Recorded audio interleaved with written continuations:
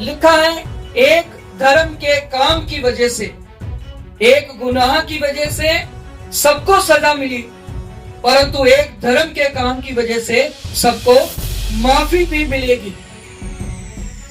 समझ पा रहे? वहां पर परमेश्वर ने एक योजना बनाई और परमेश्वर कहता है कोई बात नहीं, मेरे बनाए हुए इंसान ने मेरी आज्ञा को नहीं माना, उसने पाप किया, मेरे विरोध में हो गया, परंतु मैं इसके लिए एक रास्ता बनाऊंगा। हमारे साथ जरूर जुड़े और परमेश्वर के वचन को आगे लेकर जाए। चर्च बनाने की सहायता करने के लिए आप हमें दी गए व्हाट्सएप पर मैसेज कर सकते हैं। धन्यवाद। परमेश्वर आप सभी को आशीष दें। उत्पत्ति 2 अध्याय और हम पढ़ेंगे उसका 15, 16, 17 और 18 वचन।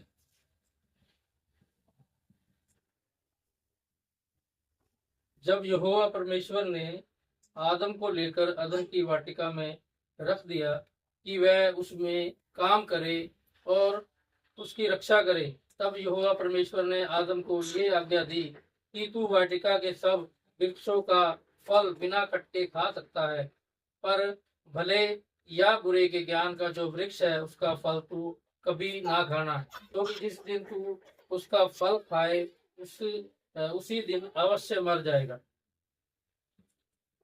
उत्पत्ति 2 अध्याय और 15, 16, 17, 18 वचन जब हम पढ़ रहे हैं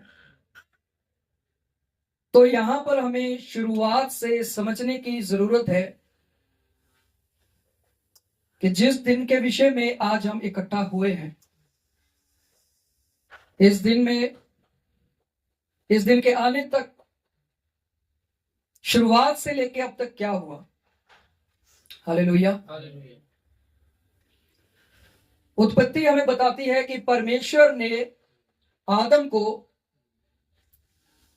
मिट्टी से बनाया और मिट्टी से बनाने के बाद उसको अदन की वाटिका में रख दिया। और जब आदम को उसने अदन की वाटिका में रखा तो कुछ काम जो था वह आदम को दिया गया। हालेलुया।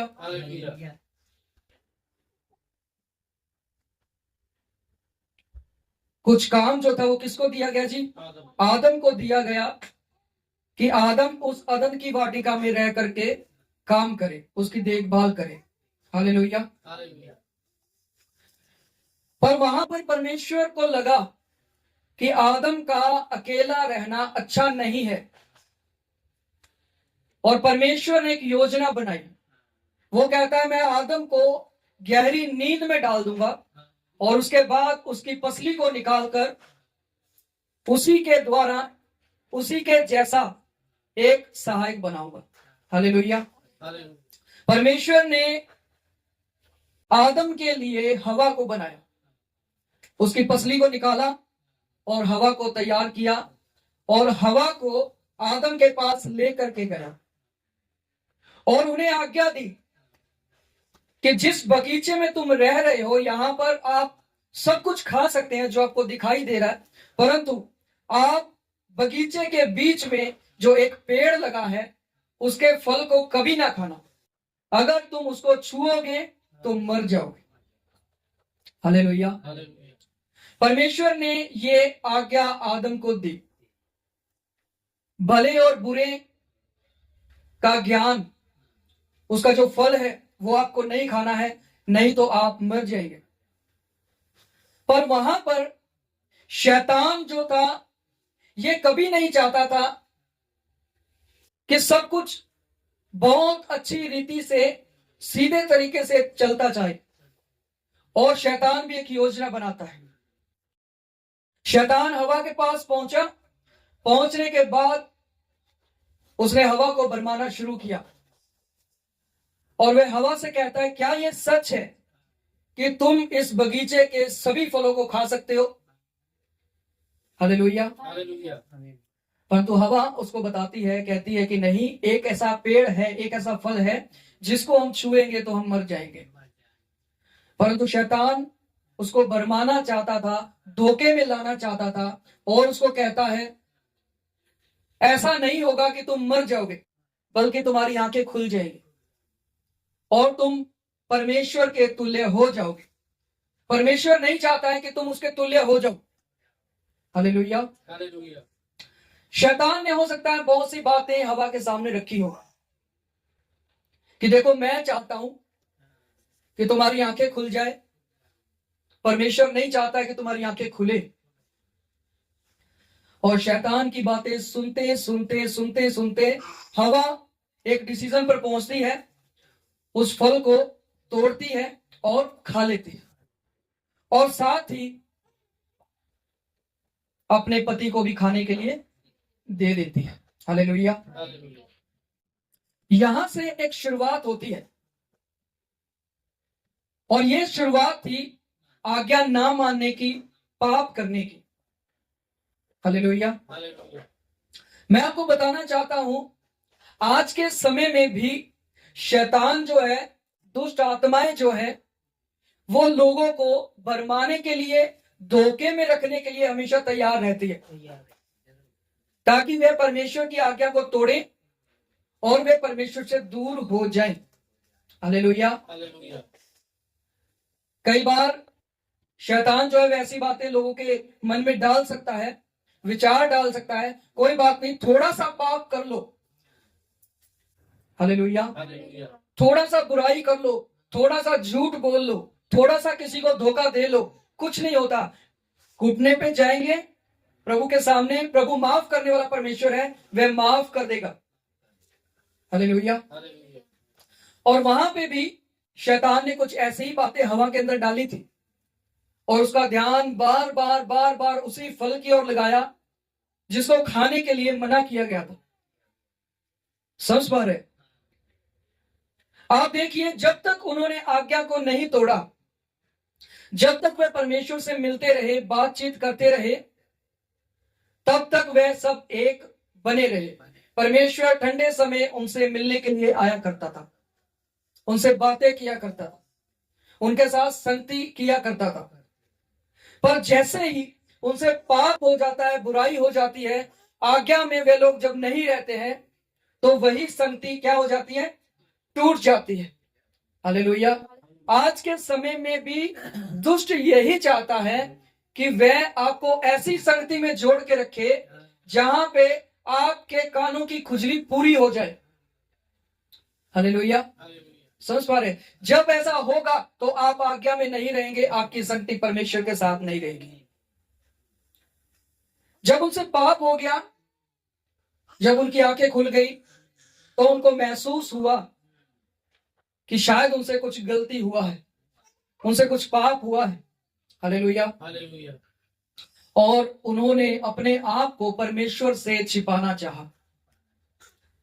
हालेलुया। हालेलुया। जो कोई भी आज जो लोग परमेश्वर से दूर है, वो ये नहीं कहते हैं कि जब उसकी मर्जी होगी वो हमें बुला लेगा। वे अपने पापों में, बुराइयों में बने रहना चाहते हैं कि हमारे मन की इच्छा है, हम किसी के अंडर में नहीं चलना चाहते, हम जैसा चाहेंगे हम वैसा चलेंगे। हालेलुया। इस कारण बार बार बार बार आज्ञा को तोड़ा जाता है।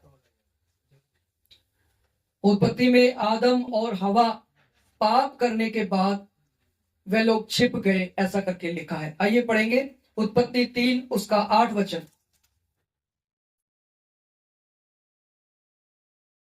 जी। तब उन दोनों की आंखें खुल गई, तब उन दोनों की आंखें खुल गई, और उनको मालूम हुआ कि वे नंगे हैं। और उन्हें मालूम हुआ कि वे नंगे हैं। सो उन्होंने अंजीर के पत्ते जोड़ जोड़कर लंगोट बना लिए। तब यहोवा परमेश्वर जो दिन के ठंडे समय वाटिका में फिरता था, उसका शब्द उनको सुनाई दिया। तब आदम और उसकी पत्नी वाटिका के वृक्षों के बीच यहोवा परमेश्वर से छिप गए। अब यहां पर हम वचन में क्या देख रहे हैं जी? रोज परमेश्वर अपने लोगों से मिलने आता था। लिखा है ठंडे समय परमेश्वर अपने लोगों से मिलने के लिए आया करता था। पर उस दिन ऐसा हुआ कि उन्होंने अंजीर के पत्तों को तोड़ा, लंगोट बनाए, और वे लोग परमेश्वर से छिपना शुरू हो गए। हालेलुया। उन्होंने अपने आप को परमेश्वर से छिपा लिया। वही आदम और हवा जब पहले आवाज देता होगा तो हो सकता है वे भागकर परमेश्वर की ओर जाते होंगे। अब वही परमेश्वर जब आवाज दे रहा है तो वो परमेश्वर से दूर भाग रहे हैं। हालेलुया, समझ पा रहे हैं? कई बार शैतान लोगों के मन में इतना ज्यादा गिल्टीनेस भर देता है, इतना ज्यादा कि लोग परमेश्वर के पास आना ही नहीं चाहते हैं और बार बार क्या कहते हैं, मैं तो बहुत पापी हूं, मैं तो उसके पास नहीं जा सकता, मेरे अंदर बहुत दुख है, मुझसे ये पाप हो गया, मुझसे ये बुराई हो गई, अब मैं उससे छिपा ही रहूंगा, मैं उसके पास नहीं जाऊंगा क्योंकि मैं पापी हूं। हालेलुया। आपको पता है एक समय ऐसा था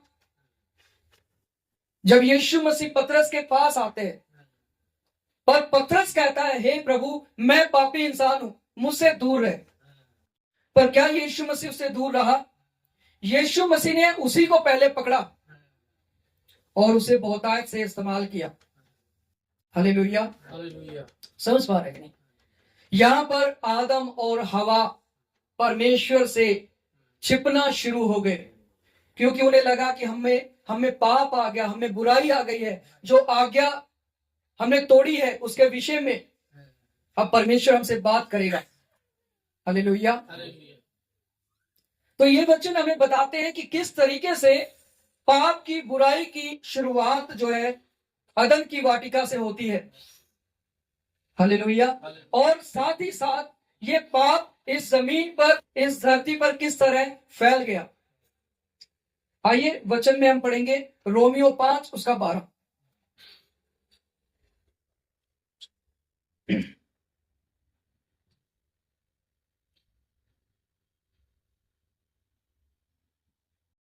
रोमियो 5 और उसका 12 वचन हम पढ़ेंगे। इसीलिए जैसा एक मनुष्य के द्वारा पाप जगत में आया, इसीलिए एक मनुष्य के द्वारा पाप जगत में आया और पाप के द्वारा मृत्यु आई, पाप के द्वारा मृत्यु आई, और इसी रीति से मृत्यु सब मनुष्यों में फैल गई। बस इसी रीति से मृत्यु, मौत सब मनुष्यों में फैल गई।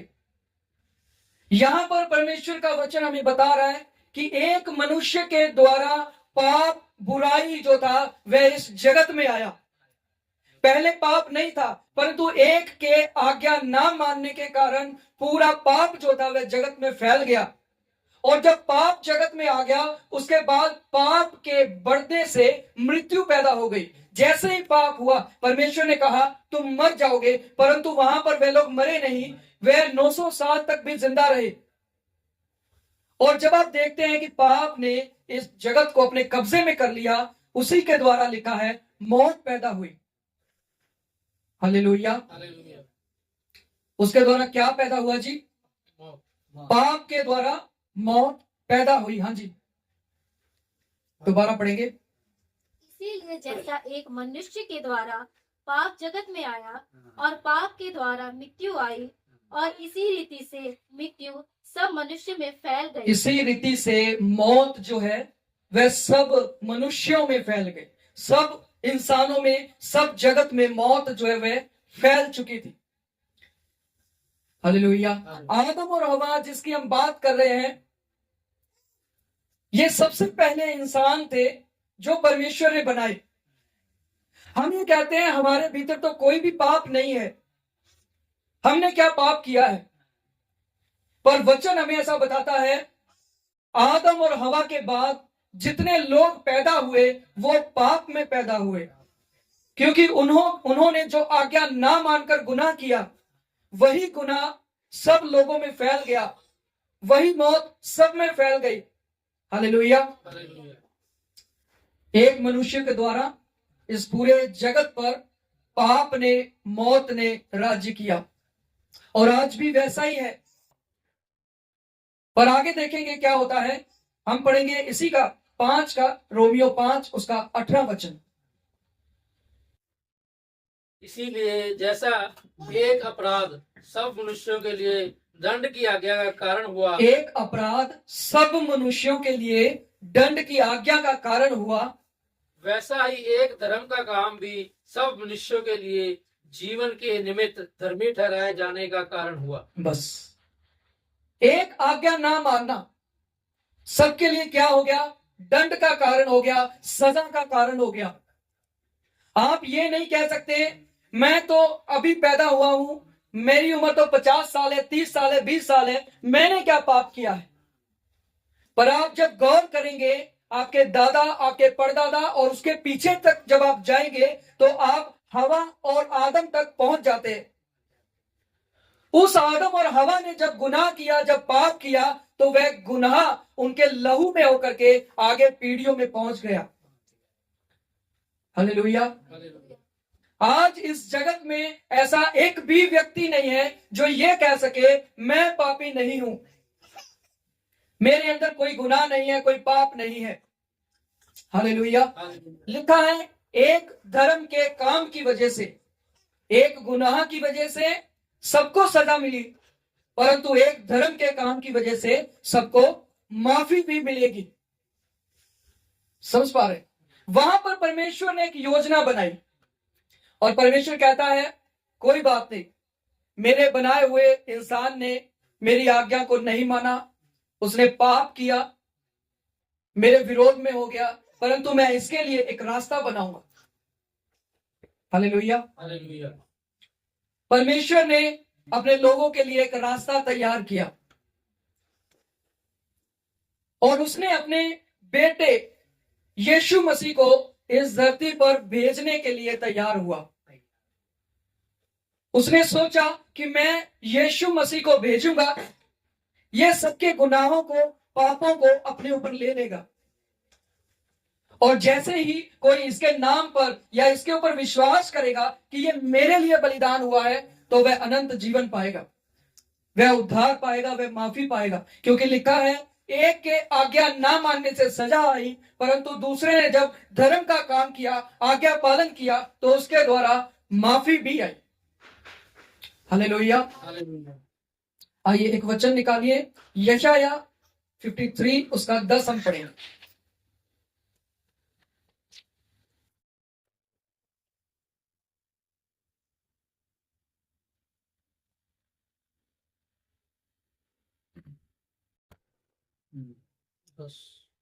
तो भी यहोवा को यही भाया कि उसे कुचले। यहां पर परमेश्वर का वचन हमें बता रहा है, परमेश्वर ने एक व्यक्ति को ठहराया। बोलिए मेरे पीछे, मेरे लिए परमेश्वर ने एक व्यक्ति को ठहराया है।